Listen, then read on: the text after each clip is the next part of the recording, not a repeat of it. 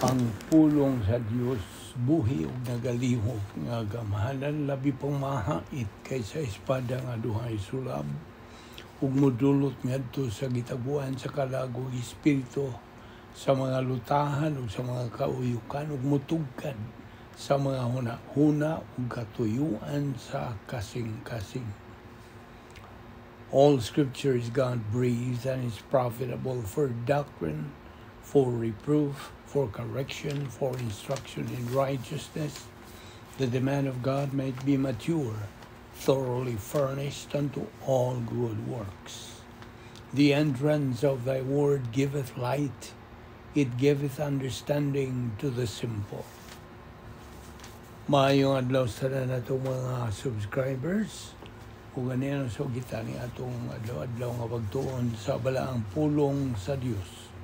Aniya pa kita magadupot sa tunanan nga giuluhan o the Great Power Experiment. Okay, padayon ta sa atong adlaw-adlaw nga pagtuon sa balaang pulong sa Dios ubos sa Vic Balbido Evangelistic Ministry. Okay, kagahapon, well, of course, I presume nga ikaw nga magtutuo andam ka na o nga ingon usab kanimo nga dili pa magtutuo gi dapit ka gi auhag ka sa pulong sa Dios diha sa mga buhat 16:31 tumuo ka kang Ginoong Hesus ug ikaw maluwas. Okay. Now, sa pagpadayon sa atong pagtuon, ang gahom sa Dios is available to every believer right at this very moment. Niini kayo na. Ana, andam kanunay nga imo kining dawaton, kining maong gahom sa Dios. Pilipos 3:10, I want to know Christ and the power of His resurrection and the fellowship of sharing in His sufferings, becoming like Him in His death, and so somehow to attain to the resurrection from the dead. O inumdumi, katong tulo ka mga ang sa area of spiritual adulthood, ang pagkahingkod, spiritual self-esteem, spiritual autonomy, o spiritual maturity. Mao gini ang tulo.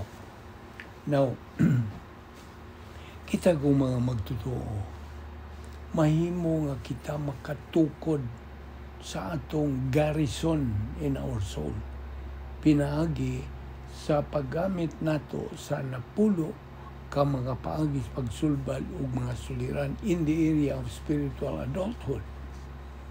Ang gahom sa pagkabanhaw sa atong Ginoo Jesucristo kini nagkahulugan nga ana diha ang pagka-omnipotente sa Dios kamahan ug sa Dios nga Espiritu Santo. Nakaalinggat ka ba nga balik-balik kita ni moong mga butang sa paghisgot? Kinahanglan nga atong balik-balikon tungod kay kini ang atong gitawag og inculcation, kanang sinilsilay. Okay? Remember, katong tulo ka R, reception, retention, recall. Now, ang Christocentric dispensation, kay doon na may duha ka mga kategorya sa gahom, mao kini. Ang Great Power Experiment sa Hypostatic Union ni Ginoong Jesucristo o ang Great Power Experiment sa katuigan sa simbahan. It is only in these two areas, ini lang duha ka mga bahin, nga ang gahom sa Dios gisangkap nganhi kanatong mga magtutuo sod sa katuigan simbahan. Not in any other area or dispensation nga kining maong gahom gisangkap. Wala. Dinhi lang sa atong panahon sa simbahan. Ang mga Gospels, New Testament, kini naghisgot bahin sa hypostatic union ni Ginoong Kristo. Diyan sa mga buhat, in the Acts, kini naghisgot bahin sa mga assets, mga kaayuhan that are left alang sa paggamit sa atong Ginoong Kristo. O diyan sa mga epistles, it talks about these assets nga gigamit ni Ginoong Kristo. O kini gibilin nga ni kanatong mga magtotoo ni ining panahon sa simbahan.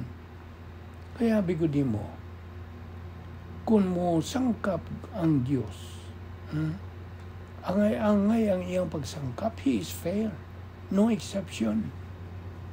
So with salvation, ang kaluwasan is equally for all unbelievers. Kita niyo? So with blessings, ang mga panalangin sa Diyos are equally provided for all mature believers lang. Katulang mga hamtong spiritually. Hence, ang Diyos angay-angay yun. He is fair. Wa siya pinalabi o gipili ba o wa siya pagpihig-pihig ba. I think that's the right Bisaya word. God is fair. Matud pa din Filipos Kapitulo 3, versikulo 10, that I may know Him and the power of His resurrection. Namutan ako di mo. Unsa man mo pagka-ila niya? How do you know Him? Tubag? Pinagis pagtuon sa pulong sa Diyos. Study the Bible. You see? To know Him, there are 3 areas. Spiritual skills, hinumdum ka. Spiritual self-esteem, spiritual autonomy, o spiritual maturity. Kining tulo ang paagi nga imo nga inansya. Then, gikinahanglan nga itong kabuton ang area of spiritual adulthood. Pagkahingkod ng espirituhanon. Naun sa mga tuyo nga kita magtuon sa pulong sa Diyos. Sayod ka na. O nebaw kas tubag niya na. Tubag, aron mahimong tataw, muhi, tinuod, matuod si Kristo sa atong kinabuhi. To make Christ real to our life. To know God. To love God. To serve God. To please God. To know God's plan for our life. To be able to live with God forever in heaven. Okay. Now, apan samtang niya pagkita niining ikaduhang bahin sa plano sa Diyos. Ibaw ka naman nga. Niya ta si ikaduhang bahin, phase 2. We have to prioritize atong himuong pasiuna ang atong pagtuon sa pulong sa Diyos. Hangtod nga kita maokupado gyud ni Ginoong Kristo. Karon, okupado ka na ba kang Ginoong Kristo? Siya na bagyo nag-una diya sa imong pangunauna. Isi, apan kita kanang sulayan ta kung nadatay daghang mga doktrina nga napundo dili sa atong kardiya, sa atong kalag. We have to be tested when we accumulated Bible doctrines. O ang atong pagtubo diya sa grasya o kay balo kang Ginoong Kristo. Hangtod nga atong makabot ang espirituanong paghamtong. Paminaw, si Ginoong Kristo miagi sa tanang mga pag-antos sa iyang pasyon and was able to be victorious against death. Ito gituwag na ito strategic victory. Now, Hinom doon kapabasa formula nga x plus y plus z. Well, as a review, paglabasa itong malamduman, ang letra nga x nagarepresentar sa dili magtotoo. Ug siya nga di magtotoo, ana siya paglaom numero 1, hope number 1. Unsa man kini? To be a believer. Nga siya mahimong magtotoo. Mo ni x plus y. Unsa man ang y? Well, tingali mituo na siya kang Ginoong Jesucristo ngayong manluluwa. So, he becomes a believer in time. Dinhi sa panahon. Humaniya na nanapod siya ay paglaom numero 2. Ano sa kanang paglaoma? To receive escrow blessings in time. Mana iyang hope 2. Karon plus Z. Believer in eternity na. Dito na sa eternidad. Napaghihapon siya ay paglaom numero 3. Unsa kanang paglaoma? To receive blessings in eternity. Dito na sa eternidad. Kining mao mga panalangin. So, nakuha ba nimo adtong formula nga x plus y plus z? Okay, mo ni guide nato ingon nga mga magtotoo. Now, ingon nga magtotoo as a believer, hinumdumi nga ang tanan nga mga assets nga gisangkap sa Dios kanato are available to you, believer. Now, available ni. So, you have no reason not to be a winner believer. Huwag yun. Huwag yun ko ika pangulipas o ika balibad. Apan, mo lagi na, it's a matter of choice na lagi siya mong pagpili.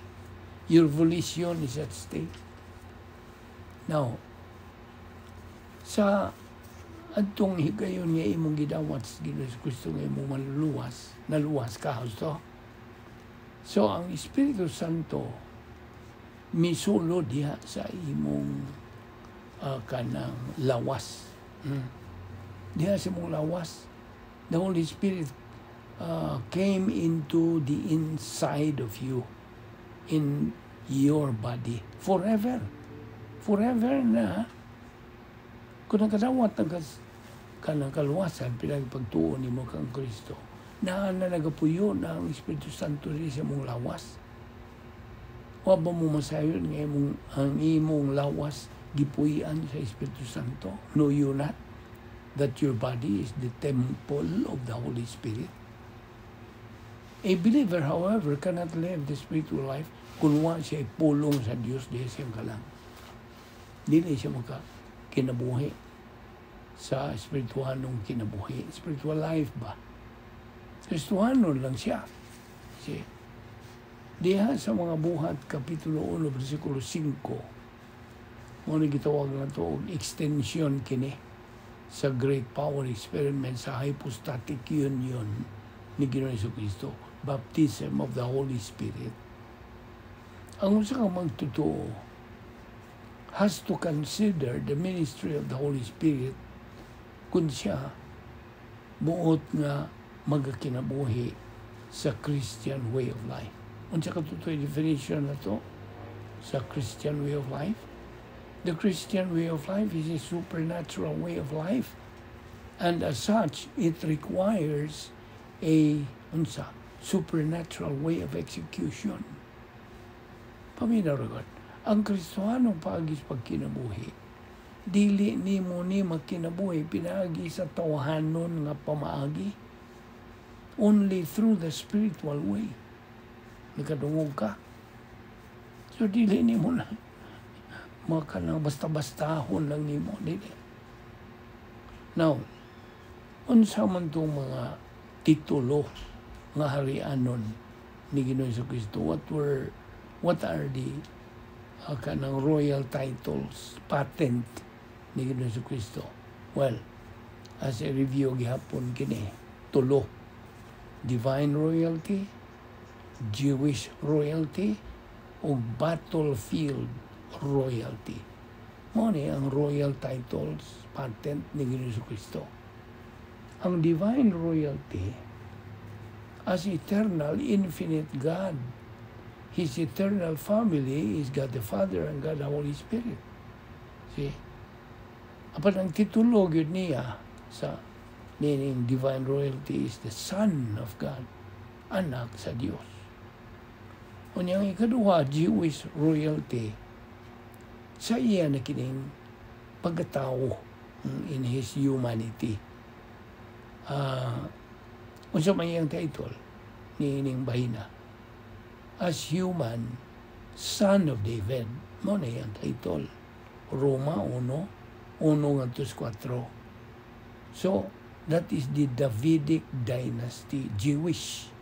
Okay? Pagka-Hudiyo. Ikatulo, ang battlefield royalty. Kini may kalabutan sa pagkabanhaw o pagsaka sa langit ni Jesucristo.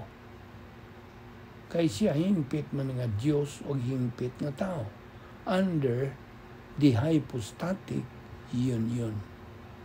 Now, si Ginoong Jesucristo nakakabuot sa iyang strategic victory, sa iyang experience siya ba, iyang nasinati dito sa cross, and what He left to the church age. Kini strategic victory.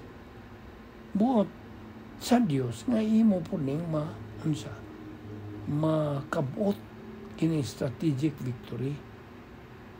O unsa pa ang mga titulo ni Jesucristo? King of Kings, Lord of Lords, Bright Morning Star, mga titulo ni niya. Gawas nitong strategic victory, si Jesucristo nakakabot sa tactical victory. No, kining tactical victory tuon, kini alang sa tanan nga mga magtotoo nga magamit nila to experience, to use God's spiritual assets to experience tactical victory. Now, ang kanang kalag sa matag magtotoo, mo kini ang espirituhanon nga panggubatan, battlefield, spiritual battlefield ni. And the Lord Jesus Christ is the commander-in-chief. Nakadungog ba? Each believer's soul is the spiritual battlefield. And the Lord Jesus Christ is the commander-in-chief. Na tinuod ka, kita mga magtotoo, anaan nining nanagian nining gahom that God had provided. But ang question mo kini, dakong question, labihas kapag gangduot sa mga Kristohanon, do not know how to use this power. Wala. Wala, gid sila alam magunsaon ni paggamit kining maong gahom. Ngano man? Ibaw nga ano? Tungod kay kini sila ang natungdan ba nining mga Kristohanon. Wa sila alamag. They have no clue bahin sa mando sa Dios on knowing and learning this power. You see? Nakadungog kapag dihay naghisgot bahin ini sa mga kasimbahanan? I don't think so. Walay emphasis kini. You see? Morning grasya ni atong ginabuhat pagkaton, pagkanang tuon, pagtuo, paggamit ni ining mga butanga. Gahom kini sa Dios. In a nutshell, kining maong matang mga magtutuo nga kong gisgutan, negatibo. Sa in English, they are described as negative, recalcitrant, no interest, no desire, no love, no time to set aside for the study of God's Word, wala. Wala yun.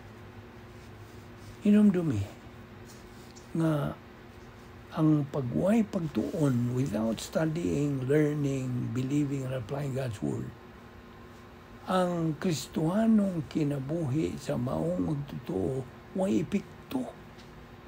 It is ineffective. He is only a casualty in the angelic conflict sa spiritual warfare. Kita ni mo. Sa man, tinuyuan malagi nila sa ilang buot. Apan sayod na ta sa atong pagtuon sa pulo sa Dios. Kang Dios buot nga kitang mga magtutuo, mapunan kanunay Espiritu Santo diya sa sulod sa atong dapit nga may gahom sa Dios. Gitawag na ito operational divine atmosphere. Fulfilling the protocol plan of God. Ang saan man yung pagtuman sa protocol plan of God kung huwag pagtuon? Remember, anong doon baka itong pulo nga protocol? Ang sa may but pa sa but na yun eh. Yan itong panahon sa COVID, COVID era. Jadi mantay health protocol. Magkaroon bahin sa plano sa Diyos na apoy protocol. Ang sa but pa sa butong protocol, it means doing the right thing in the right way, not otherwise. See, to be inside, aron nga kita maana sa sulod, ining protocol plan of God, operational divine atmosphere. Mao kini ang atong pagka mainawaton kang Ginoong Kristo. Mao ra ni panahon nga kita magmainawaton, imitators of Christ. Aron sa ingon niya na kitang mga magtutuo, makakabuot o unsa makanang makatagamtam gyud, makakabuot gyud sa tactical victory. Di ba dugay ang gisgutana? Inundumi nga ang Espiritu Santo may timbre, may silyo, sealed all believers at the point of salvation. Kitang tanan gisilyuhan. So, bisan tuon kang Espiritu Santo aniya sa sulod sa atong lawas, we still have the old signature. Numdum ka? Naman. Both God, the Holy Spirit, and the old signature na sa atong lawas. Numdumi ko na. Busa, gini, makita, ni mo nga naay away. See, there is a fight. It is an inner full-scale battle. Full-scale, gining gubata. Angelic conflict. Mo ni doctrinal term nga itong igamit bahin sa spiritual warfare. Spiritual nun ba nga away? Atong iatupang ingon nga mga magtutuo. Namutanan ko nimo, unsa maning espada sa espiritu? Unsa maning the sword of the Spirit? It's the Word of God. Pulong sa Dios kini nga itong itunan karon. Now, ang usa ka magtutuo, makapahimulos lamang niining gahom sa Dios. Pinagi sa iyang pagkatuon niining maong gahom. Study, learn, believe, apply. Mao ni ang atong kanang slogan ning atong ministry. Study, learn, believe, apply the Word of God. Perception, metabolization, and application, etc. O atong gamiton kining maong gahom to combat our enemy. Discernment is needed, not to be deceived by Satan. Na, mao ni atong tumong to be discerning. Magmaalinggaton tayo. Tayo naman. Magmaalinggaton kita kanunay. But pasabot, be discerning all the time. Discernment can only be attained by our spiritual growth. Di man mo maangkon pod Kung wag ka magtuon sa pulo sa Dios, kung wag ka pagtuon sa pulo sa Dios, dalira po kang malingla ni Satanas. Ay ba na tanga si Satanas is God's arch enemy.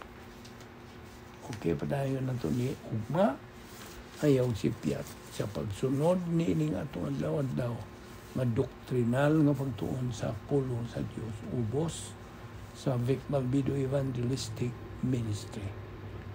We'll see you tomorrow.